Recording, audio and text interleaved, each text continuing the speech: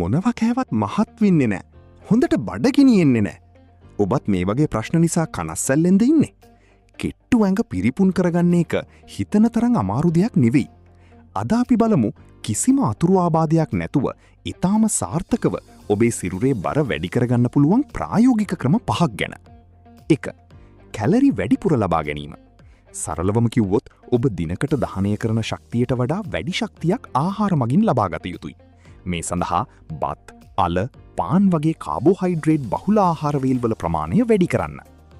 2. Protein බහුල ආහාර. ඇඟ මහත් වෙනවා කියන්නේ මේදිය තැන්පත්වීම විතරක් නෙවෙයි, මාංශ පේශී වර්ධනය වීමයි. ඒ නිසා බිත්තර, මස්, මාළු, කිරි සහ කඩල, මුං ඇට වගේ ධාන්‍ය වර්ග ඔබේ ආහාර වේලට අනිවාර්යයෙන්ම එකතු කරගන්න. 3. ව්‍යායාම කිරීම.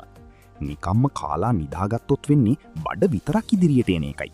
ඒ නිසා බර එසවීමේ ව්‍යායාමවල නිරත වෙන්න. ඉවිට ඔබ ගන්නා පෝෂණය මාංශ පේශී බවට පත්වී ඇඟ හැඩකාර ලෙස මහත් වෙනවා. 4. කුඩා ආහාර වේල් කිහිපයක් ගැනීම. එකපාර ගොඩක් කන්න අමාරු නම් ප්‍රධාන ආහාර වේල් 3 වෙනුවට දිනකට කුඩා ආහාර වේල් 5ක් හෝ 6ක් ලබා ගන්න. ඒ අතරතුර රටකජු, කජු හෝ පළතුරු යුෂ වැනි පෝෂ්ටිදායී කෙටි ආහාර ලබා ගන්න. 5. ප්‍රමාණවත් නිින්ද. ඔබ කොතරම් පෝෂ්ටිදායී ආහාර ගත්තත් ශරීරයට විවේකයේ නැත්තම් ඇඟ මහත් වෙන්නේ නැහැ. දිනකට අවම වශයෙන් පැය 7ක හෝ 8ක සුවබර නිින්දක් ලබා ගන්න. මාංශ පේශී වර්ධනය වෙන්නේ ඔබ නිදා සිටින විටයි. මේ ක්‍රම 5 දිගටම මාසයක් අනුගමනය කරලා බලන්න. ඔබේ සිරුරේ සිදුවන වෙනස ඔබටම දැක ගන්න පුළුවන් වෙයි.